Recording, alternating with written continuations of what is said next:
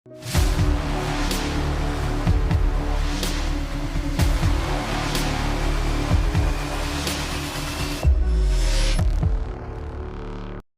रूबरू होने का जोड़ा मैनू मौका मिले, मैं बहुत धन्नवादी हाँ सारे मेरे प्रैस के वीरों का जोड़े अज की इस प्रैस कॉन्फ्रेंस में भाग ले रहे हैं।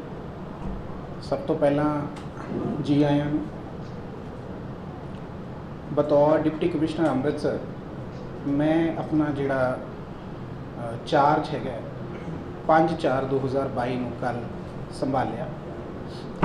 उस तो बाद कई जगह तो कई प्रैस वाले वीरों नाल मेरी जी इंटरैक्शन हुई तो ये गल निकल के आई कि एक कॉमन प्रैस कॉन्फ्रेंस करना बेहतर रहूगा। सो अज की इस प्रैस कॉन्फ्रेंस का मंतव यही है। मैं अपनी इंट्रोडक्शन तो शुरू कर देना जी।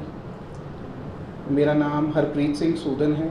मैं 2013 बैच का IAS अफसर हाँ। बतौर डिप्टी कमिश्नर श्री मुक्तसर साहब 6 महीने की सेवा निभाने तो बाद मेरा जोड़ा तबादला ज़िला अमृतसर विच होया। मैं एजुकेशन तो एक वकील हाँ, लॉ की मैं पढ़ाई की हुई है। गुरु की नगरी विच मैनू सेवा करन दा जिहड़ा परमात्मा ने ये मौका दिता है, मैं आस करना कि पूरी तनदेही नाल पूरी ईमानदारी नाल एक एक्सैसिबल गवर्नेंस मैं मुहैया करवा पावांगा ज़िले के प्रशासकी मुखी होने के नाते। मानयोग मुख्यमंत्री साहब के जो दिशा निर्देश सानू चंडीगढ़ विच दिते गए सी, उन्हां विच सब तो पहली प्रायोरिटी जिहड़ी उन्होंने रखी है वो एक्सैसिबल गवर्नेंस की रखी। उन्हां दा ये सुपना है कि सरकार हर आम आदमी दे आम नागरिक दे घर आप जाए। जिहड़ियां सहूलतां जिहड़ियां सर्विसेज साडा फर्ज हैगा नागरिक नूं देना, वो घट तो घट विधि पूर्वक उहदे घर जाके जिन्हों असी डोर स्टैप डिलीवरी कहते हैं उस रूप में दी जाए। उन्होंने बतौर डिप्टी कमिश्नर भी सानू सारिਆਂ ਨੂੰ ही दिशा निर्देश दिते कि असी पिंडां दी सत्थां ते जाके पिंडां दे पंचायत घरां च जाके असी पिंडां दे मसले सुनीए, होर जिहड़े महकमे उन्होंने नाल लेके तुरीए ते मौके ते ही उन्हां दा हल कड्ढण दी कार्रवाई करिए। उन्हां दी इस दिशा निर्देश नूं सिर मत्थे रखते हुए बहुत जल्दी मैं निजी तौर पर भी पिंडां दा अपना जिहड़ा टूर प्रोग्राम है वो जारी करांगा। इस तो अलावा जिहड़े साडे सुविधा केंद्र हैगे ने, बहुत सारियां शिकायतां सुविधा केंद्र दे फिजिकल इंफ्रास्ट्रक्चर सुविधा केंद्र विच सर्विस डिलीवरी नूं लैके आ रही अड़चना करके भी समय समय पर आंदियां रहिंदियां। कुछ लोगों का तो ये भी कहना बन गया कि सुविधा नहीं जी दुविधा के केंद्र बने हुए हैं। सो मुख टीचा जिहड़ा दूजा यही है कि असी सुविधा केंद्रां नूं ना केवल नाम विच सुविधा केंद्र करिए बल्कि काम विच भी सुविधा केंद्र बनाइए। मैं कल ही जिहड़े साडे ज़िले के इंचार्ज हैगे ने उन्हां नाल इहदे बारे एक रिव्यू मीटिंग की। साडे देखण विच आया है कि बहुत सारे महकमिਆਂ विच खास करके पेंशन स्कीमां दे केसां विच बर्थ सर्टिफिकेट के केसां विच ज़्यादा सेंड बैक हो रहे थे, ज़्यादा ऑब्जेक्शन लग रहे थे। उन्हां दी वखरी एक मीटिंग करके उन्हां महकमिਆਂ नाल असी एक प्रॉपर जिहड़ा तरतीबवार तरीके नाल असी ये सारी पेंडेंसी नूं खत्म करांगे। असी इंश्योर करांगे कि सुविधा केंद्रां ते जिहड़ियां मूलभूत सहूलतां हैगियां जिवें कि पीण दे पानी दी, टॉयलेट्स की, जिहड़े गर्मी के मौसम को देखते हुए एयर कंडीशनिंग चलती होवे, ये सारियां जिहड़ियां सुविधावां सुविधा केंद्र च होणियां चाहिए, ये सारियां उत्थे प्रॉपर होण।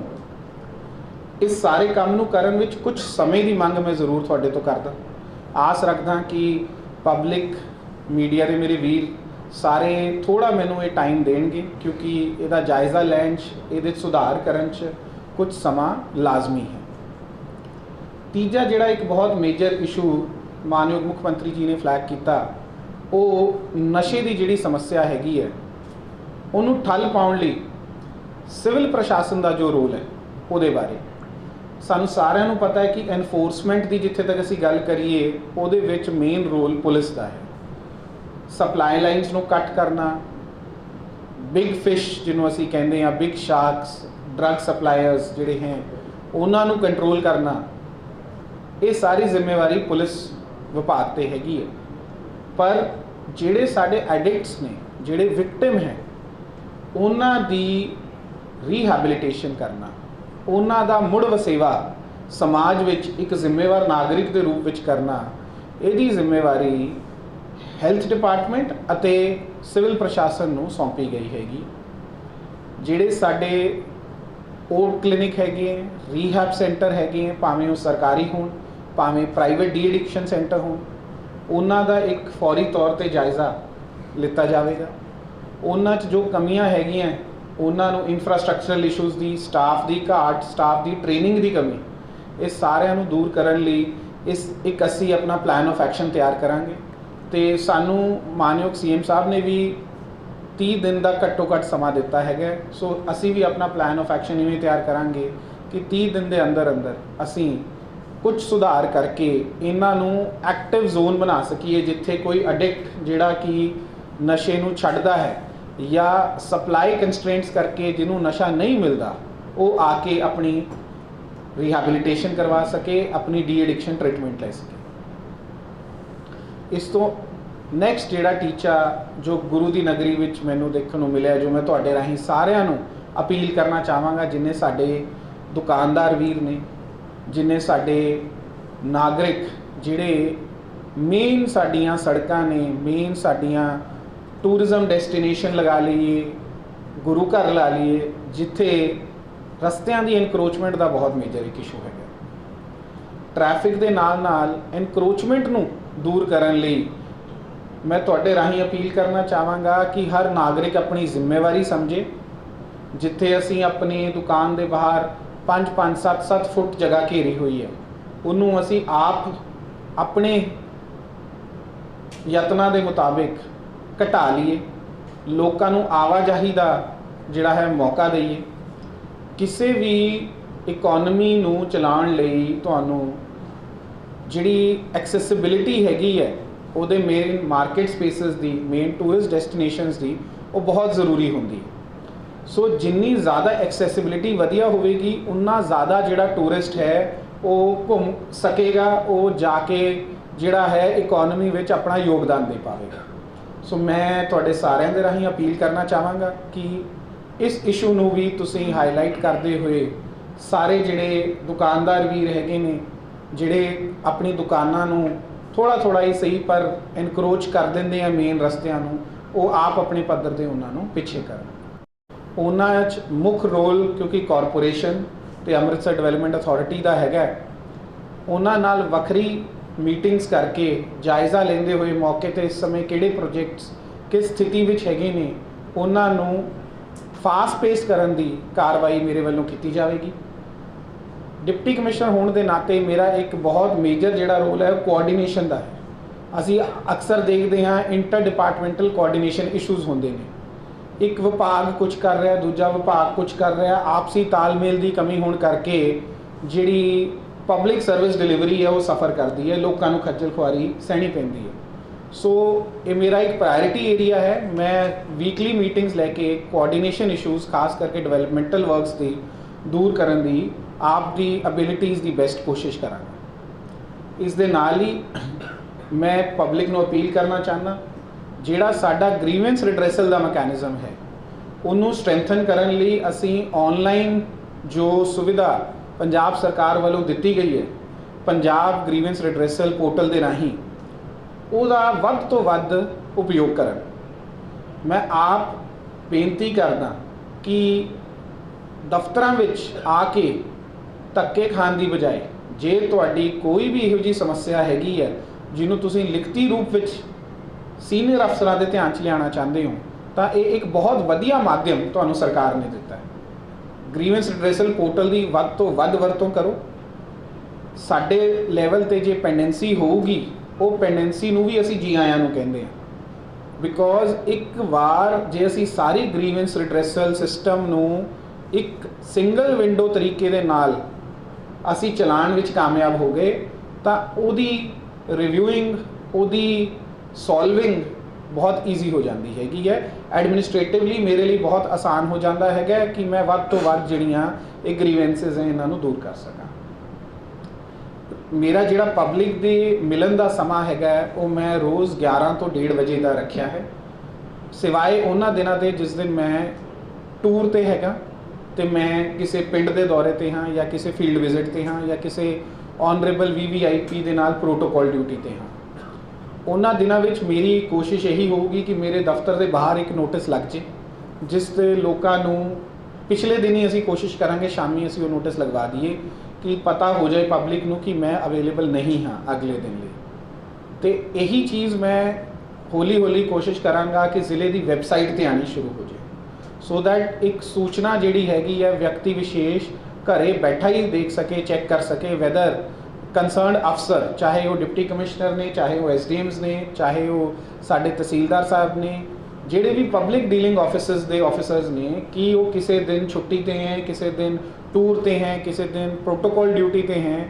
ਇਹ ਗੱਲਾਂ ਅਸੀਂ ਕੋਸ਼ਿਸ਼ ਕਰਾਂਗੇ ਕਿ ਜ਼ਿਲ੍ਹੇ ਦੀ ਵੈਬਸਾਈਟ ਤੇ ਵਿਦਿਨ ਐਟਲੀਸਟ ਮੈਂ ਆਪਣੇ ਆਪ ਨੂੰ 45 ਡੇਜ਼ ਦਾ ਸਮਾਂ ਦੇ ਰਿਹਾ ਇਸ ਸਾਰੇ ਸਿਸਟਮ ਸੈੱਟ ਕਰਨ ਲਈ।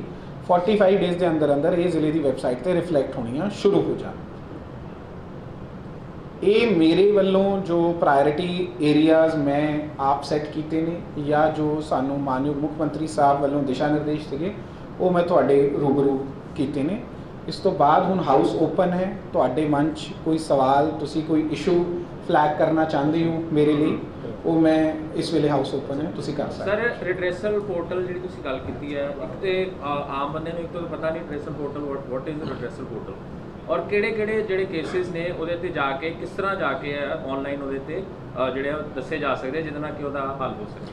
ਹਾਂਜੀ, ਰਿਡਰੈਸਲ ਪੋਰਟਲ ਬੇਸਿਕਲੀ ਇੱਕ ਵੈਬਸਾਈਟ ਹੈਗੀ ਹੈ ਜਿਹੜੀ ਪੰਜਾਬ ਸਰਕਾਰ ਦੁਆਰਾ ਸਥਾਪਿਤ ਕੀਤੀ ਗਈ ਹੈ ਜਿਸ ਉੱਤੇ ਜਾ ਕੇ ਤੁਹਾਨੂੰ ਆਪਣੇ ਆਪ ਨੂੰ ਬਤੌਰ ਨਾਗਰਿਕ ਇੱਕ ਵਾਰੀ ਰਜਿਸਟ੍ਰੇਸ਼ਨ ਕਰਾਉਣੀ ਪੈਂਦੀ ਹੈ। ਰਜਿਸਟ੍ਰੇਸ਼ਨ ਕਰਾਉਣ ਦਾ ਤਰੀਕਾ ਸਿੰਪਲ ਹੈ, ਤੁਹਾਡੇ ਮੋਬਾਈਲ ਨੰਬਰ ਦੇ ਨਾਲ ਇੱਕ OTP ਆ ਜਾਂਦਾ ਹੈ, ਉਹਦੇ ਬੇਸਿਸ ਤੇ ਤੁਹਾਡੀ ਰਜਿਸਟ੍ਰੇਸ਼ਨ ਹੋ ਜਾਂਦੀ ਹੈ। ਉਸ ਤੋਂ ਬਾਅਦ ਬਹੁਤ ਹੀ ਸਿੰਪਲ ਵੈਬਸਾਈਟ ਹੈ, ਉਹਦੇ ਤੇ ਤੁਸੀਂ ਸ਼ਿਕਾਇਤ ਕਿਸ ਦੇ ਖਿਲਾਫ ਕਰਨਾ ਚਾਹੁੰਦੇ ਹੋ, ਕਿਹੜੇ ਵਿਭਾਗ ਦੇ ਖਿਲਾਫ ਕਰਨਾ ਚਾਹੁੰਦੇ ਹੋ, ਕਿਹੜੇ ਸ਼ਹਿਰ ਦੇ ਵਿੱਚ ਕਰਨਾ ਚਾਹੁੰਦੇ ਹੋ, ਕਿਹੜੇ ਪਿੰਡ ਦੇ ਵਿੱਚ ਕਰਨਾ ਚਾਹੁੰਦੇ ਹੋ, ਉਹ ਸਾਰਾ ਡੇਟਾ ਤੁਸੀਂ ਆਪ ਆਪਣਾ ਡੇਟਾ ਜਿਹੜਾ ਬੇਸਿਕ ਜਿਹੜਾ ਅਸੀਂ ਜਦ ਕਿਸੇ ਵੀ ਅਫਸਰ ਸਾਹਿਬਾਨ ਕੋਲ ਪੇਸ਼ ਹੁੰਦੇ ਹਾਂ ਤਾਂ ਵੀ ਅਸੀਂ ਆਪਣੀ ਐਪਲੀਕੇਸ਼ਨ ਤੇ ਉਹ ਚੀਜ਼ਾਂ ਲਿਖਦੇ ਹਾਂ। ਨਾਲੇ ਤੁਹਾਡਾ ਕੰਸਰਨ ਕੀ ਹੈ ਉਹਦਾ ਇੱਕ ਅਗੇਨ ਇੱਕ ਉੱਥੇ ਟੈਕਸਟ ਬਾਕਸ ਆ ਜਾਂਦਾ ਜਿੱਥੇ ਤੁਸੀਂ ਆਪ ਦੀ ਕੰਪਲੇਂਟ ਲਿਖ ਸਕਦੇ ਹੋ, ਉਹ ਸਾਰਾ ਕੁਝ ਉੱਥੇ ਅਵੇਲੇਬਲ ਹੈ। ਇਹਦੇ ਵਿੱਚ ਮੈਂ ਇਹ ਵੀ ਸੂਚਿਤ ਕਰਨਾ ਚਾਹੁੰਦਾ ਕਿ ਜਿਹੜੇ ਮੇਰੇ ਵੀਰ ਜਾਂ ਭੈਣਾਂ ਨਹੀਂ ਲਿਖ ਸਕਦੇ ਜਾਂ ਪੜ੍ਹਨ ਲਿਖਣ ਤੋਂ ਅਸਮਰਥ ਨੇ, ਇਲਿਟਰੇਸੀ ਦੇ ਕਾਰਨ ਉਹ ਨਹੀਂ ਜਾਂ IT ਇਲਿਟਰੇਸੀ ਦੇ ਕਾਰਨ ਪੋਰਟਲ ਨੂੰ ਨਹੀਂ ਸਮਝ ਸਕਦੇ, ਤਾਂ ਜਿੱਥੇ ਉਹ ਅੱਜ ਦੀ ਤਰੀਕ ਵਿੱਚ ਪੇਸ਼ ਹੁੰਦੇ ਨੇ, ਜਿਵੇਂ ਉਹ ਕੋਈ ਰਜਿਸਟਰੀ ਕਰਾ ਕੇ ਆਪਣੀ ਜਾਂ ਪੇਸ਼ ਹੋ ਕੇ ਨਿੱਜੀ ਤੌਰ ਤੇ ਐਪਲੀਕੇਸ਼ਨ ਗ੍ਰੀਵੈਂਸ ਦਿੰਦੇ ਹੈ, ਉਹ ਸਾਰੀਆਂ ਵੀ ਸਾਡੇ ਲੈਵਲ ਤੇ ਸਕੈਨ ਕਰਕੇ ਇਸੀ ਪੋਰਟਲ ਤੇ ਪਾਈਆਂ ਜਾਣਗੀਆਂ ਸੋ ਦੈਟ ਅਸੀਂ ਸਾਰਾ ਇੱਕੋ ਤਰਤੀਬਵਾਰ ਤਰੀਕੇ ਨਾਲ ਗ੍ਰੀਵੈਂਸ ਮੈਕੈਨਿਜ਼ਮ ਨੂੰ ਹੈਂਡਲ ਕਰ ਸਕੀਏ। ਕਿੰਨੀਆਂ ਸਰਵਿਸਿਜ਼ ਹੈਗੀਆਂ ਸਰ ਪੋਰਟਲ ਵਿੱਚ ਗੱਲ ਕਰੀਏ ਗ੍ਰੀਵੈਂਸਿਸ? ਇਹਦੇ 'ਚ ਜੀ ਸਰਵਿਸਿਜ਼ ਦਾ ਕੰਸੈਪਟ ਨਹੀਂ ਹੈ, ਇਹਦੇ ਵਿੱਚ ਸ਼ਿਕਾਇਤ ਦਾ ਕੰਸੈਪਟ ਹੈ। ਹਰ ਵਿਭਾਗ ਦੇ ਖਿਲਾਫ ਡੀਸੀ ਸਾਹਿਬ ਇੱਕ ਕਰੰਟ ਇਸ਼ੂ ਇਸ ਵੇਲੇ ਹੈਗਾ ਜਿਹੜਾ ਹਰ ਸਾਲ ਜਿਹੜੇ ਬੱਚਿਆਂ ਦੇ ਮਾਪਿਆਂ ਨੂੰ ਫੇਸ ਕਰਨਾ ਪੈਂਦਾ ਹੈ। ਪ੍ਰਾਈਵੇਟ ਸਕੂਲ ਮੈਂ ਤਾਂ ਮਾਫੀਆ ਹੀ ਕਹਾਂਗਾ, CM ਮਾਨ ਸਾਹਿਬ ਨੇ ਵੀ ਕਿਹਾ ਕਿ ਇਹਨਾਂ ਦੇ ਬੜੀਆਂ ਹੁਣ ਫੀਸਾਂ ਨਹੀਂ ਵਧਾਉਣੀਆਂ, ਉਹਦੇ ਬਾਵਜੂਦ 20% ਫੀਸਾਂ ਵਧਾਤੀਆਂ ਔਰ ਕਿਤਾਬਾਂ ਦੀ ਜਿਹੜੀ ਵਿਕਰੀ ਹੈ ਉਹ ਵੀ ਇਹਨਾਂ ਦੇ ਆਪਣੇ ਬੰਦਿਆਂ ਕੋਲੋਂ ਹੈ ਔਰ ਲੋਕ ਉਮੀਦ ਕਰ ਸਕਦੇ ਆ ਕਿ ਤੁਸੀਂ ਕੁਝ ਕਰੋਗੇ ਜ਼ਿਲ੍ਹਾ ਮੁਖੀ ਹੋਣ ਦੇ ਨਾਤੇ। ਮੈਂ ਅੱਜ ਤੁਹਾਡੇ ਰਾਹੀਂ ਹੀ ਸਭ ਤੋਂ ਪਹਿਲੀ ਇਹ ਅਪੀਲ ਕਰਨਾ ਚਾਹਾਂਗਾ, ਜਿਹੜੇ ਵੀ ਮਾਂ-ਬਾਪ, ਜਿਹੜੇ ਵੀ ਅਭਿਭਾਵਕ ਜਿਹਨੂੰ ਅਸੀਂ ਹਿੰਦੀ 'ਚ ਕਹਿੰਦੇ ਹਾਂ, ਜਿਹੜੇ ਵੀ ਅਭਿਭਾਵਕ ਇਸ ਕਾਰਨ ਕਰਕੇ ਕਿ ਉਹਨਾਂ ਦਾ ਬੱਚਾ ਜਿਸ ਸਕੂਲ 'ਚ ਪੜ੍ਹਦਾ ਹੈ ਪ੍ਰਾਈਵੇਟ ਅਨਏਡਡ ਸਕੂਲ ਨੇ ਫੀਸ ਵਧਾਤੀ ਜਾਂ ਉਹਨਾਂ ਨੂੰ ਕਿਸੇ ਪਾਰਟਿਕੂਲਰ ਟਾਈਪ ਦੀ ਕਿਤਾਬ ਲੈਣ ਲਈ ਮਜਬੂਰ ਕੀਤਾ ਕਿਸੇ ਪਾਰਟਿਕੂਲਰ ਬੁੱਕ ਸੈਲਰ ਤੋਂ, ਉਹ ਇਹਦੇ ਬਾਰੇ ਵੱਧ ਤੋਂ ਵੱਧ ਲਿਖਤੀ ਸ਼ਿਕਾਇਤਾਂ ਜਿਹੜੀਆਂ ਹੈ ਉਹ ਮੈਨੂੰ ਦੇਣ। मैं ਤੁਹਾਡੇ ਮਾਧਿਅਮ ਰਾਹੀਂ ਦੱਸਣਾ ਚਾਹੁੰਦਾ 2016 ਦਾ ਇੱਕ ਕਾਨੂੰਨ ਬਣਾਇਆ ਗਿਆ ਹੈ ਪੰਜਾਬ ਸਰਕਾਰ ਵੱਲੋਂ, ਜਿਸ ਦੇ ਅਧੀਨ ਬਤੌਰ ਡਿਪਟੀ ਕਮਿਸ਼ਨਰ ਮੈਂ ਉਸ ਕਮੇਟੀ ਦਾ ਚੇਅਰਮੈਨ ਹਾਂ, ਜੋ ਬਕਾਇਦਾ ਇਸੇ ਕੰਮ ਲਈ ਨਿਰਧਾਰਿਤ ਕੀਤੀ ਗਈ ਸੀਗੀ ਕਿ ਇਸ ਜਿਸ ਤਰ੍ਹਾਂ ਤੁਹਾਡੇ ਸ਼ਬਦ ਮੈਂ ਵਰਤਦੇ ਹੋਏ ਕਹਾਂ ਐਜੂਕੇਸ਼ਨ ਮਾਫੀਆ ਤੇ ਠੱਲ ਪਾਈ ਜਾਵੇ। ਪਰ ਸਭ ਤੋਂ ਪਹਿਲੀ ਸ਼ਰਤ ਉਸ ਕੇਸ ਵਿੱਚ ਇਹ ਹੈ ਕਿ ਇੱਕ ਲਿਖਤੀ ਸ਼ਿਕਾਇਤ ਅਭਿਭਾਵਕ ਵੱਲੋਂ ਆਉਣੀ ਚਾਹੀਦੀ ਹੈ। ਉਹ ਸ਼ਿਕਾਇਤ ਮੀਡੀਆ ਦੇ ਵੀਰ ਮੈਨੂੰ ਨਹੀਂ ਦੇ ਸਕਦੇ ਜਦ ਤੱਕ ਉਹ ਆਪ ਅਭਿਭਾਵਕ ਨਹੀਂ ਨੇ, ਜਾਂ ਮੈਂ ਨਿੱਜੀ ਤੌਰ ਤੇ ਉਹਦਾ ਜਿਹਨੂੰ ਅਸੀਂ ਅੰਗਰੇਜ਼ੀ ਵਿੱਚ ਸੋ ਮੋਟੋ ਕੋਗਨੀਜ਼ੈਂਸ ਕਹਿੰਦੇ ਹਾਂ ਉਹ ਮੈਂ ਨਹੀਂ ਲੈ ਸਕਦਾ। ਮੈਂ ਕਾਨੂੰਨ ਹੱਥੋਂ ਬੰਨਿਆ ਹੋਇਆ। ਸੋ ਮੈਂ ਤੁਹਾਡੇ ਰਾਹੀਂ ਅਪੀਲ ਕਰਦਾ, ਜਿਹੜਾ ਵੀ ਸਕੂਲ ਹੈ, ਜਿਹੜਾ ਵੀ ਚਾਹੇ ਉਹ ਸ਼ਹਿਰ ਦਾ ਹੋਵੇ ਚਾਹੇ ਕਿਸੇ ਪਿੰਡ ਦਾ ਹੋਵੇ, ਜ਼ਿਲ੍ਹਾ ਅੰਮ੍ਰਿਤਸਰ ਵਿੱਚ ਕਿਸੇ ਵੀ ਸਕੂਲ ਦੇ ਵੱਲੋਂ ਓਵਰ ਚਾਰਜਿੰਗ ਦੀ ਜੇ ਕੰਪਲੇਂਟ ਹੈਗੀ ਹੈ, ਬੁੱਕਸ ਦੀ ਜਿਹੜੀ ਵਿਕਰੀ ਦੀ ਕੰਪਲੇਂਟ ਹੈਗੀ ਹੈ, ਤਾਂ ਉਹ ਮੈਨੂੰ ਇਨ ਰਾਈਟਿੰਗ ਮੇਰੀ ਈਮੇਲ ਤੇ ਭੇਜੀ ਜਾ ਸਕਦੀ ਹੈ ਆਪਣੀ ਸਾਈਨਡ ਕਾਪੀ ਨਾਲ ਰਸੀਦਾਂ ਲਗਾ ਕੇ, ਤੇ ਮੈਂ ਅਸ਼ੋਰੈਂਸ ਦਿੰਦਾ ਕਿ ਉਹਦੇ ਤੇ ਫੌਰੀ ਤੌਰ ਤੇ ਕਾਰਵਾਈ ਕੀਤੀ ਜਾਏਗੀ। 8 ਤੋਂ 10 ਘੰਟੇ ਲੱਗੇ, ਹਾਲਾਂਕਿ ਬਿਲਡਿੰਗ ਚਲੋ ਕਾਫੀ ਮੰਜ਼ਿਲਾ ਸੀਗੀ, ਬਟ ਫਿਰ ਵੀ ਕਿਤੇ ਨਾ ਕਿਤੇ ਫਾਇਰ ਬ੍ਰਿਗੇਡ ਵੈਨਸ ਦੀ ਕਿਤੇ ਨਾ ਕਿਤੇ ਪਾਣੀ ਦੀ ਬਹੁਤ ਜ਼ਿਆਦਾ ਕਮੀ ਦਰਪੇਸ਼ ਆਈ ਹੈ, ਜਿਹਦੇ ਕਰਕੇ ਕਿ ਇਹ ਪ੍ਰੋਬਲਮ ਕਾਫੀ ਦੇਰ ਪ੍ਰੋਲੋਂਗ ਹੋ ਗਈ। ਸੋ ਇਸ ਇਸ਼ੂ ਬਾਰੇ ਪਾਰਟਿਕੂਲਰਲੀ ਕਿਉਂਕਿ ਮੈਨੂੰ ਇਸ ਬਿਲਡਿੰਗ ਦਾ ਨਹੀਂ ਪਤਾ ਸੀਗਾ ਇਹਦੀ ਜਵਲਨ ਜੋ ਵੀ ਫਾਇਰ ਇਨਸੀਡੈਂਟ ਹੋਇਆ, ਤਾਂ ਹੁਣ ਤੁਸੀਂ ਮੇਰੇ ਧਿਆਨ 'ਚ ਲੈ ਆਏ ਹੋ, ਮੈਂ ਇਹਦੀ ਡਿਟੇਲ ਇਨਕੁਆਇਰੀ ਕਰਵਾ ਲੈਣਾ ਕਿੱਥੇ ਲੈਪਸਿਸ ਰਹੇ ਨੇ, ਤੇ ਜੋ ਵੀ ਹੈਗਾ ਉਸੇ ਰੈਮੀਡੀਫਾਈ ਕਰਵਾਵਾਂਗੇ ਜੀ। ਡੀ ਸਾਹਿਬ ਇੱਕ ਸਵਾਲ ਹੈ, ਮਾਲਾ ਪ੍ਰੋਜੈਕਟ ਦੇ ਅਧੀਨ ਕਿਸਾਨਾਂ ਦੀ ਕੋਈ ਜ਼ਮੀਨ ਅਕਵਾਇਰ ਕੀਤੀ। ਅੱਛਾ, ਬਹੁਤ ਸਾਰੇ ਕਿਸਾਨਾਂ ਨੂੰ ਚੈੱਕ ਮਿਲ ਗਿਆ। ਕੋਈ ਕਿਸਾਨ ਨੇ ਜਦੋਂ ਜਾਂਦੇ ਨੇ ਤੇ ਉਹ ਕਲੈਰੀਕਲ ਐਸਟੀਮ ਦਫ਼ਤਰ ਕਹਿੰਦੇ ਕਿ ਸਾਹਿਬ ਨੇ ਫਾਈਲਾਂ ਨਹੀਂ ਕਲੀਅਰ ਕੀਤੀ, ਇਹਦੇ ਵਾਸਤੇ ਰਿਸਪੈਕਟ ਕਰ। ਅੱਜ ਮੇਰਾ ਦੂਜਾ ਦਿਨ ਹੈਗਾ, ਤੁਸੀਂ ਮੇਰੇ ਧਿਆਨ 'ਚ ਗੱਲ ਲੈ ਆਏ ਹੈਗੇ ਹੋ। ਦੇਖੋ ਜੋ ਵੀ ਸੜਕਾਂ ਦਾ ਕੰਮ ਹੈਗਾ, ਭਾਵੇਂ ਉਹ ਨੈਸ਼ਨਲ ਹਾਈਵੇਜ਼ ਹੋਣ ਭਾਵੇਂ ਸਟੇਟ ਹਾਈਵੇਜ਼ ਹੋਣ, ਕਿਸੇ ਵੀ ਸਟੇਟ ਦੀ ਇਕੋਨਮੀ, ਕਿਸੇ ਵੀ ਕਿਆ ਕਹਿੰਦੇ ਡਿਸਟ੍ਰਿਕਟ ਦੀ ਇਕੋਨਮੀ ਲਈ ਰੋਡਸ ਇੱਕ ਬਹੁਤ ਮੇਜਰ ਰੋਲ ਪਲੇ ਕਰਦੀਆਂ ਨੇ। ਇਸ ਕੰਮ ਵਿੱਚ ਜੇ ਕਿਧਰੇ ਕੋਈ ਦੇਰੀ ਹੋ ਰਹੀ ਹੈ, ਹੋ ਸਕਦਾ ਹੈ ਇਲੈਕਸ਼ਨਾਂ ਵਿੱਚ ਬਿਜ਼ੀ ਹੋਣ ਕਰਕੇ ਐਸਡੀਐਮ ਸਾਹਿਬਾਨਾਂ ਵੱਲੋਂ, ਕਿਉਂਕਿ ਉਹ ਰਿਟਰਨਿੰਗ ਅਫਸਰ ਵੀ ਸੀਗੇ, ਇਹ ਕੰਮ ਤੇ ਤਰਜੀਹ ਨਾ ਦਿੱਤੀ ਗਈ ਹੋਏ ਪਹਿਲਾਂ, ਪਰ ਹੁਣ ਮੈਂ ਰਿਵਿਊ ਕਰਕੇ ਉਹਨਾਂ ਤੋਂ ਜਾਣ ਕੇ ਕਿ ਕਿਉਂ ਚੈੱਕ ਵੰਡਣ ਵਿੱਚ ਦੇਰੀ ਹੋ ਰਹੀ ਹੈ। ਅਵਲ ਤਾਂ ਮੈਂ ਇਹ ਸੂਚਿਤ ਕਰਨਾ ਚਾਹਾਂਗਾ ਜੀ, ਚੈੱਕ ਵੰਡਣ ਦੀ ਪ੍ਰਕਿਰਿਆ ਬਹੁਤ ਪਹਿਲਾਂ ਹੀ ਖਤਮ ਕਰ ਦਿੱਤੀ ਗਈ ਸੀ। ਜਿਹੜਾ RTGS ਕਰਨਾ ਹੁੰਦਾ ਹੈ, ਚੈੱਕ ਨਹੀਂ ਵੰਡਣੇ ਹੁੰਦੇ। ਜੇ ਅੱਜ ਵੀ ਚੈੱਕ ਵੰਡੇ ਜਾ ਰਹੇ ਆ ਤਾਂ ਪਹਿਲਾਂ ਤਾਂ ਮੈਂ ਉਹੀ ਪ੍ਰਕਿਰਿਆ ਤੇ ਠੱਲ ਪਾਉਣ ਦੀ ਕੋਸ਼ਿਸ਼ ਕਰਾਂ। ਪਟਵਾਰੀ ਚੈੱਕ ਲਿਸਟ ਆਉਂਦੀ ਹੈ ਜੀ, ਜਾ ਕੇ ਚੈੱਕ ਲਾਉਂਦੇ ਨੇ, ਉਹ ਫਿਰ ਕਿਸਾਨ ਨੂੰ ਕਹਿੰਦੇ ਨੇ ਕਿ ਤੁਸੀਂ ਆਪਣਾ ਆਧਾਰ ਕਾਰਡ ਲਾਇਓ, ਬੈਂਕ ਦੀ ਕਾਪੀ ਲਾਇਓ, ਪੈਨ ਕਾਰਡ ਲਾਇਓ, ਤੇ ਨਾਲ ਜਿਹਨੂੰ ਜ਼ਿਆਦਾ ਕਾਹਲੀ ਆ ਆਪਣਾ ਨੰਬਰ ਲਵਾ ਕੇ ਲਿਆਵੇ ਨਾਲ ਜਾਵੇ। ਉਹ ਫਿਰ ਕਿਹੜਾ ਕੰਮ ਕੋਲ ਜੋ ਸਿਸਟਮ ਹੈ, ਇੱਕ ਸਿਸਟਮ ਜੋ ਜਿਹਦੇ ਆਈ ਹੈ ਅਕਵਾਇਰ ਕੀਤੀ ਹੈ ਉਹ ਉੱਥੇ ਦੇਈ ਜਾਣ। ਤੁਹਾਡੀ ਜੀ ਬਿਲਕੁਲ ਠੀਕ ਹੈ ਗੱਲ, ਪਰ ਇਹਦੇ ਤੇ ਮੈਂ ਥੋੜ੍ਹਾ ਮੈਂ ਸਮਾਂ ਲੈ ਕੇ ਪਰ ਤੁਹਾਨੂੰ ਦੱਸਣਾ ਚਾਹੂੰਗਾ ਕਿ ਤੁਹਾਡੇ ਮਾਧਿਅਮ ਰਾਹੀਂ ਲੋਕਾਂ ਨੂੰ ਪਤਾ ਚੱਲੂਗਾ। ਜਿਹੜੀ ਪ੍ਰਕਿਰਿਆ ਹੈਗੀ ਹੈ ਉਹ ਇਹ ਹੈ ਕਿ ਅੱਜ ਦੀ ਤਰੀਕ ਵਿੱਚ ਸਾਨੂੰ ਇਹ ਪਤਾ ਅਸੀਂ ਫਲਾਣਾ ਖਸਰਾ ਨੰਬਰ ਅਕਵਾਇਰ ਕਰਨਾ ਚਾਹੁੰਦੇ ਹਾਂ। ਉਹ ਖਸਰਾ ਨੰਬਰ ਜਿਹੜਾ ਹੈਗਾ ਉਹਦਾ ਮਾਲਕ ਕੌਣ ਹੈ ਇਹ ਰਿਕਾਰਡ ਤੋਂ ਪਤਾ ਚੱਲਦਾ, ਪਰ ਮਾਲਕ ਦਾ ਅਕਾਊਂਟ ਨੰਬਰ ਕੀ ਹੈ, ਮਾਲਕ ਦਾ ਪੈਨ ਕਾਰਡ ਕੀ ਹੈ, ਮਾਲਕ ਦਾ ਕਿਹੜੇ ਬੈਂਕ ਵਿੱਚ ਅਕਾਊਂਟ ਹੈਗਾ, IFSC ਕੋਡ ਕੀ ਹੈ, ਇਹ ਜਦ ਤੱਕ ਨਹੀਂ ਪਤਾ ਚੱਲੂਗਾ ਤਾਂ ਉਹਨੂੰ ਪੈਸੇ ਉਹਦੇ ਅਕਾਊਂਟ ਵਿੱਚ ਨਹੀਂ ਦਿੱਤੇ ਜਾ ਸਕਦੇ। ਉਹਦਾ ਅਸੀਂ ਪਟਵਾਰੀ ਕੋਲ ਲਿਸਟ ਆਉਂਦੀ ਆ ਤੇ ਫਿਰ ਉਹ ਕਰਦਾ, ਕਈਆਂ ਦੀ ਆ ਗਈ ਬਹੁਤ ਸਾਰੇ ਦੀ ਨਹੀਂ ਆ ਗਈ। ਉਹ ਜਿੱਥੇ ਕੋਈ ਦੇਰੀ ਹੈ ਉਹਨੂੰ ਤੁਰੰਤ ਜਿਹੜਾ ਰਿਵਿਊ ਕਰਕੇ ਮੈਂ ਕੋਸ਼ਿਸ਼ ਕਰਾਂਗਾ ਜਲਦ ਤੋਂ ਜਲਦ ਵੰਡ ਦੀ। ਸਰ ਇਹ ਜਿਹੜਾ ਕੇਸ ਜਿਹੜਾ ਭਾਈ ਸਾਹਿਬ ਦੱਸ ਰਹੇ ਹਨ, ਅਜਨਾਲਾ SDM ਆਫਿਸ ਦੇ ਵਿੱਚ ਬਹੁਤ ਜ਼ਿਆਦਾ ਗੱਲ ਪਿਆ ਹੈ। 2 ਸਾਲ ਹੋ ਗਏ ਜ਼ਮੀਨ ਅਕਵਾਇਰ ਹੋਏ ਔਰ 250 ਕਰੋੜ ਰੁਪਏ ਦੀ ਜਿਹੜੀ ਹੈ ਮੁਆਵਜ਼ਾ ਕਿਸਾਨਾਂ ਦਾ ਇਹਨਾਂ ਨੇ ਨੱਪਿਆ। ਕਿਸਾਨਾਂ ਦੇ ਧਰਨੇ ਵੀ ਉੱਥੇ ਬੜੀ ਵਾਰੀ ਦਿੱਤੇ ਆ। ਦੀ ਗੱਲ ਕਰ ਰਹੇ ਮੈਂ ਤੁਹਾਨੂੰ ਥੋੜਾ ਕਲੀਅਰ ਕਰਦਾ, ਔਰ 3 ਤੋਂ ਲੈ ਕੇ 5% ਕਮਿਸ਼ਨ ਚੱਲਦੀ, ਜਿਹੜਾ ਉੱਥੇ ਦੇ ਦੇ ਉਹਦੇ ਪੈਸੇ ਆ ਜਾਂਦੇ ਆ ਜੀ। ਚਲੋ ਬਹੁਤ ਵਧੀਆ ਤੁਸੀਂ ਅੱਜ ਮੇਰੇ ਧਿਆਨ 'ਚ ਇਹ ਲਿਆਤਾ।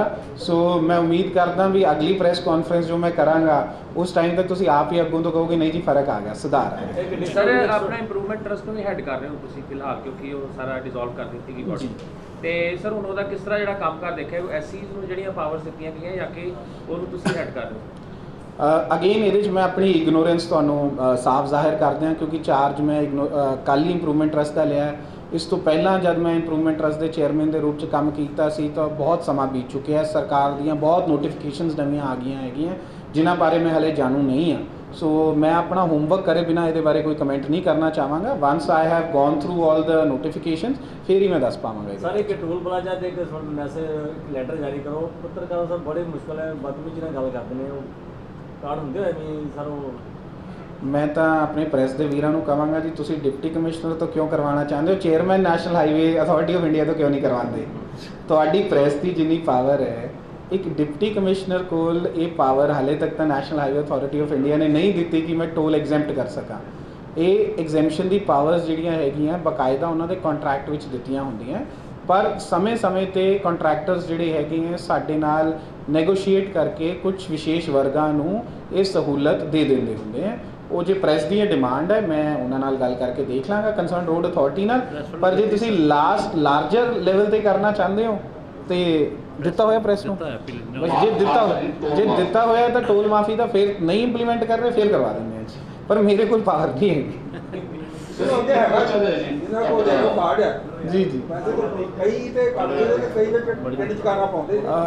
ਇੱਕ ਇਹ ਨਿੱਜੀ ਫੈਸਲਾ ਮੇਰੇ ਵੱਲੋਂ ਪਹਿਲਾਂ ਵੀ ਲਿੱਤਾ ਗਿਆ ਸੀਗਾ ਜਦ ਮੈਂ ਸ਼੍ਰੀ ਮੁਕਤਸਰ ਸਾਹਿਬ ਵਿੱਚ, ਕਿਉਂਕਿ ਮੇਰਾ ਬੱਚਾ ਛੋਟਾ ਹੈ, ਉਹਨੇ ਜਦ ਐਜੂਕੇਸ਼ਨ ਸਟਾਰਟ ਕਰਨੀ ਸੀਗੀ ਤਾਂ ਉੱਥੇ ਮੈਂ ਆਪਣੇ ਵੱਲੋਂ ਇੱਕ ਨਿੱਜੀ ਫੈਸਲਾ ਲਿੱਤਾ ਸੀਗਾ ਤੇ ਉਹੀ ਨਿੱਜੀ ਫੈਸਲਾ ਮੈਂ ਅੰਮ੍ਰਿਤਸਰ ਵਿੱਚ ਵੀ ਕੰਟੀਨਿਊ ਕਰਾਂਗਾ ਜੀ। ਕਿਉਂਕਿ ਸਰ ਇੱਕ ਦਿਨ ਵੀ ਬੱਚਾ ਸਕੂਲ ਨਹੀਂ ਗਿਆ, ਮੈਂ ਆਪਣੀ ਗੱਲ ਕਰਨ ਦਿਆ ਵਾ, ਆਨਲਾਈਨ ਕਲਾਸਾਂ ਲੱਗੀਆਂ ਔਰ 80,000 ਰੁਪਇਆ ਫੀਸ। ਇੱਕ ਮੀਡੀਓਕਰ ਬੰਦੇ ਦੀ ਤੇ ਸਾਰੀ ਜ਼ਿੰਦਗੀ ਬੱਚਿਆਂ ਦੀ ਪ੍ਰਾਈਵੇਟ ਸਕੂਲਾਂ ਦੀ ਫੀਸ ਔਰ ਬੱਤੀ ਦਾ ਬਿੱਲ ਜਿਹੜਾ ਭਰਨ ਦੇ ਵਿੱਚ ਉਹ ਜਿਹੜੀ ਆ ਉਹ ਤਕਰੀਬਨ ਨਿਕਲ ਜਾਂਦੀ। ਮੈਂ ਮੀਡੀਆ ਦੇ ਵੀਰਾਂ ਰਾਹੀਂ ਇੱਕ ਤੁਹਾਨੂੰ ਅਪੀਲ ਵੀ ਕਰਾਂਗਾ। ਦੇਖੋ, ਮੇਰਾ ਤਾਂ ਆਪ ਦਾ ਜਿਹੜਾ ਇਹ ਫੈਸਲਾ ਸੀਗਾ ਉਹਦਾ ਮੁੱਖ ਕਾਰਨ ਇਹ ਸੀ ਕਿ ਮੈਂ ਸਕੂਲਾਂ 'ਚ ਜਦ ਜਾ ਕੇ ਦੇਖਿਆ ਤਾਂ ਅੱਜ ਤੋਂ ਜੋ 8 ਸਾਲ ਪਹਿਲਾਂ 9 ਸਾਲ ਪਹਿਲਾਂ ਪ੍ਰਾਇਮਰੀ ਐਜੂਕੇਸ਼ਨ ਦੀ ਹਾਲਤ ਸੀ, ਸਕੂਲਾਂ ਦਾ ਫਿਜ਼ੀਕਲ ਇਨਫਰਾਸਟ੍ਰਕਚਰ ਜਿਵੇਂ ਹੁੰਦਾ ਸੀਗਾ, ਅੱਜ ਜਦ ਅਸੀਂ ਜਾ ਕੇ ਸਮਾਰਟ ਸਕੂਲਸ ਦੇਖਦੇ ਹੈਗੇ ਆ ਤਾਂ ਉਹਦੇ ਜ਼ਮੀਨ ਅਸਮਾਨ ਦਾ ਫਰਕ ਹੈਗਾ।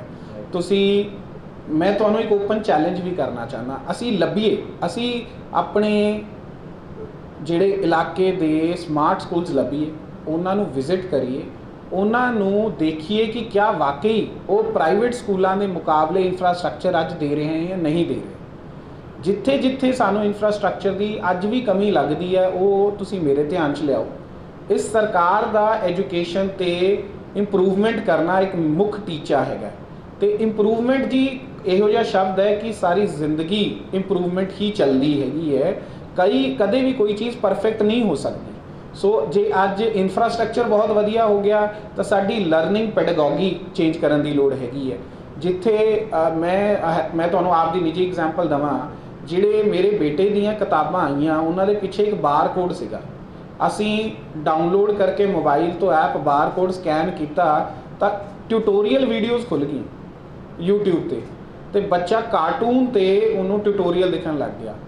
ਮੈਂ ਆਪਣੀ ਜ਼ਿੰਦਗੀ 'ਚ ਨਹੀਂ ਦੇਖਿਆ ਸੀ ਸਰਕਾਰੀ ਸਕੂਲ 'ਚ ਇਹੋ ਜਿਹੀ ਪੈਡਾਗੋਗੀ ਹੁੰਦੇ ਹੋਏ। ਸੋ ਅੱਜ ਸਰਕਾਰ ਵੱਲੋਂ ਐਜੂਕੇਸ਼ਨ ਡਿਪਾਰਟਮੈਂਟ ਵੱਲੋਂ ਇੱਕ ਪਹਿਲ ਕੀਤੀ ਗਈ ਹੈ ਤੇ ਸਾਡਾ ਨਾਗਰਿਕਾਂ ਦਾ ਇਹ ਫਰਜ਼ ਬਣਦਾ ਹੈ, ਜੇ ਅਸੀਂ ਪ੍ਰਾਈਵੇਟ ਸਕੂਲਾਂ ਦੀ ਫੀਸਾਂ ਤੋਂ ਤੰਗ ਆ, ਜੇ ਅਸੀਂ ਪ੍ਰਾਈਵੇਟ ਸਕੂਲਸ ਦੀ ਐਜੂਕੇਸ਼ਨ ਪੈਡਾਗੋਗੀ ਨੂੰ ਸਰਕਾਰੀ ਨਾਲ ਕੰਪੇਅਰ ਕਰਦੇ ਹਾਂ ਤਾਂ ਅਸੀਂ ਆਪਣੇ ਬੱਚਿਆਂ ਨੂੰ ਜਦ ਸਰਕਾਰੀ ਸਕੂਲਾਂ 'ਚ ਭੇਜਾਂਗੇ, ਜਦ ਉੱਥੇ ਦੀ ਉਹਨਾਂ ਦੀ ਫੈਸਿਲਿਟੀਜ਼ ਯੂਜ਼ ਕਰਾਂਗੇ ਤਾਂ ਆਟੋਮੈਟਿਕਲੀ ਜਿਹੜੀ ਸਾਡੇ ਸਰਕਾਰੀ ਸਕੂਲ ਦੇ ਟੀਚਰ ਹੈ ਜਿਹੜੇ ਕਿ ਇੰਨੇ ਕੰਪੀਟੀਟਿਵ ਐਗਜ਼ਾਮ ਪਾਸ ਕਰਕੇ ਟੀਚਰ ਲੱਗਦੇ ਨੇ, ਠੀਕ ਹੈ ਜੀ, ਜਿਨ੍ਹਾਂ ਦੀ ਕੁਆਲਿਟੀ ਦਾ ਕੋਈ ਇਸ਼ੂ ਨਹੀਂ ਹੈਗਾ, ਜਦ ਉਹਨਾਂ ਤੇ ਇੱਕ ਜ਼ੋਰ ਪਊਗਾ ਕਿ ਹਾਂਜੀ ਤੁਹਾਡਾ ਬੇਟਾ ਸਰਕਾਰੀ ਸਕੂਲ 'ਚ ਪੜ੍ਹਦਾ ਵੀ ਜੀ, ਹਾਂਜੀ ਕੱਲ ਨੂੰ ਖਬਰ ਲੱਗ ਸਕਦੀ ਹੈ ਜੇ ਸਾਡੇ ਪੜ੍ਹਾਉਣ 'ਚ ਕੋਈ ਕਮੀ ਹੋਈ। ਸਾਰੇ ਪੰਜਾਬ 'ਚ ਬੜੀ ਚਰਚਾ ਹੋਈ ਤੁਹਾਡੀ ਜੀ। ਸੋ ਮੇਰਾ ਕਹਿਣ ਦਾ ਮਤਲਬ ਇਹ ਹੈ ਕਿ ਸਵਾਗਤ ਕੀਤਾ ਹੈ ਕਿ ਵੀ ਮੇਰੇ ਹੀ ਨਹੀਂ, ਕਿਉਂ ਮੇਰਾ ਇਕੱਲਾ ਬੇਟਾ, ਮੇਰਾ ਬੇਟਾ ਕਿਉਂ, ਸਾਰਿਆਂ ਦੇ ਬੇਟੇ, ਸਾਰਿਆਂ ਦੇ ਬੇਟੀਆਂ ਕਿਉਂ ਨਾ ਪੜ੍ਹਨ। ਅੱਛਾ ਸਰ,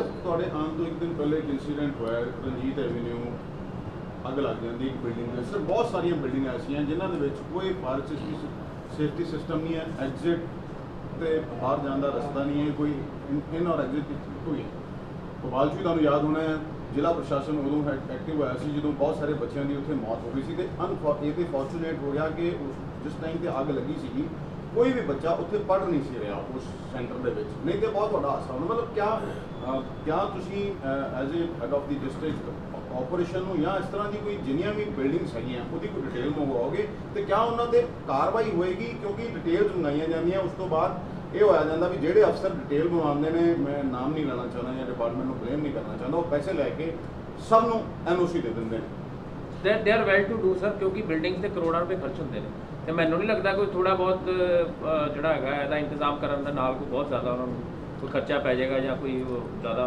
ਹੋ ਜਾਏਗਾ, ਬੋਝ ਪੈ ਜਾਏਗਾ? ਮੈਂ ਪਹਿਲਾਂ ਹੀ ਸਭ ਤੋਂ ਪਹਿਲੀ ਗੱਲ ਇਹ ਕਹੀ ਸੀ ਕਿ ਵੀ ਅਸੀਂ ਇੱਕ ਇਮਾਨਦਾਰ ਤੇ ਤਨਦੇਹੀ ਭਰੀ ਜਿਹੜੀ ਐਡਮਿਨਿਸਟ੍ਰੇਸ਼ਨ ਦੇਣ ਲਈ ਮੈਂ ਤੁਹਾਡੇ ਨਾਲ ਵਚਨਬੱਧ ਹਾਂ। ਜੋ ਤੁਸੀਂ ਗੱਲ ਕਹੀ ਹੈ ਕਿ ਜਿੱਥੇ ਤੱਕ ਇਹੋ ਜਿਹੀ ਬਿਲਡਿੰਗਸ ਦੀ ਇੱਕ ਲਿਸਟ ਮੰਗਵਾਉਣ ਦੀ ਗੱਲ ਹੈਗੀ ਹੈ, ਮੇਰਾ ਥੋੜ੍ਹਾ ਇਹਦੇ ਵਿੱਚ ਵਿਊ ਵੱਖਰਾ ਹੈਗਾ। ਮੈਂ ਤੁਹਾਡੇ ਨਾਲ ਸ਼ੇਅਰ ਕਰਨਾ ਚਾਹਾਂਗਾ ਇਹ ਕਿਉਂ ਅਸੀਂ ਐਕਸਪੈਕਟ ਕਰਦੇ ਹਾਂ। ਮੇਰੇ ਪ੍ਰੈਸ ਦੇ ਵੀਰਾਂ ਤੋਂ ਮੈਨੂੰ ਇੱਕ ਉਹ ਲੱਗਦਾ ਹੈ ਕਿ ਬਤੌਰ ਡਿਪਟੀ ਕਮਿਸ਼ਨਰ ਸਾਰਾ ਜਿਹੜਾ ਕੰਮ ਸਾਰੇ ਮਹਿਕਮਿਆਂ ਦਾ ਹੈਗਾ ਜੋ ਉਹਨਾਂ ਨੂੰ ਆਪ ਕਰਨਾ ਚਾਹੀਦਾ, ਉਹਦੀ ਸਾਰੇ ਦੀ ਰਿਵਿਊਇੰਗ ਮੈਂ ਹੀ ਇਕੱਲਾ ਕਰਾਂ। ਮੇਰੇ ਕੋਲ ਤਾਂ ਜੋ ਸਰਕਾਰ ਨੇ ਇਖਤਿਆਰ ਦਿੱਤਾ ਹੈ ਕਿ ਜੇ ਮਹਿਕਮਾ ਆਪਣੇ ਕੰਮ ਕਰਨ 'ਚ ਕੁਤਾਹੀ ਵਰਤ ਰਿਹਾ, failure of the concern department ਹੈ, ਤਾਂ ਮੈਂ ਉਹਦੇ 'ਤੇ ਐਕਸ਼ਨ ਲਵਾਂ। ਜੇ ਮੈਂ ਇਸ ਸ਼ਹਿਰ ਵਿੱਚ ਜੇ ਮੈਂ ਹਿਸਾਬ ਲਗਾਵਾਂ ਘੱਟੋ ਘੱਟ ਨਹੀਂ ਤਾਂ 50,000 ਬਿਲਡਿੰਗਸ ਹੋਣਗੀਆਂ। ਜੇ ਮੈਂ 50,000 ਬਿਲਡਿੰਗਸ ਦਾ ਡੇਟਾ ਮੰਗਵਾ ਕੇ ਆਪ ਦੀਆਂ ਸਟਾਫ ਨੂੰ ਲਗਾ ਕੇ ਟੀਮਾਂ ਚੈੱਕ ਕਰਵਾਉਣ ਲੱਗ ਜਾਂਗਾ, ਫਿਰ ਮੈਂ ਬਾਕੀ ਪ੍ਰਸ਼ਾਸਨ ਦਾ ਸਾਰਾ ਰੋਕ ਦਾਂਗਾ। ਸੋ ਜਿਹੜਾ ਮਹਿਕਮਾ, ਜੇ ਕਾਰਪੋਰੇਸ਼ਨ ਦਾ ਇਹ ਕੰਮ ਹੈ, ਫਾਇਰ ਡਿਪਾਰਟਮੈਂਟ ਦਾ ਇਹ ਕੰਮ ਹੈ, ਕਿਸੇ ਬਿਲਡਿੰਗ ਵਿੱਚ ਅੱਗ ਲੱਗੀ ਹੈਗੀ ਹੈ ਤਾਂ ਅਸੀਂ ਇਹ ਉਹਦੇ 'ਤੇ ਕਾਰਵਾਈ ਕਰਾਂਗੇ। ਕਿਉਂ ਫਾਇਰ ਸੇਫਟੀ ਸਰਟੀਫਿਕੇਟ ਦਿੱਤਾ ਗਿਆ ਜੇ ਉੱਥੇ ਇਕਵਿਪਮੈਂਟ ਨਹੀਂ ਸੀ? ਕਿਉਂ ਨਕਸ਼ੇ ਪਾਸ ਕੀਤੇ ਗਏ? ਇਹ ਕਾਰਵਾਈ ਜਿਹੜੀ ਹੈ ਇੱਕ ਡਿਪਟੀ ਕਮਿਸ਼ਨਰ ਦੇ ਕਰਨ ਦੀ ਹੈਗੀ ਹੈ, ਨਾ ਕਿ ਅਸੀਂ ਲਿਸਟਾਂ ਮੰਗਵਾ ਕੇ ਇੱਕ ਇੱਕ ਬਿਲਡਿੰਗ ਚੈੱਕ ਕਰਨ ਲੱਗ ਜਾਈਏ।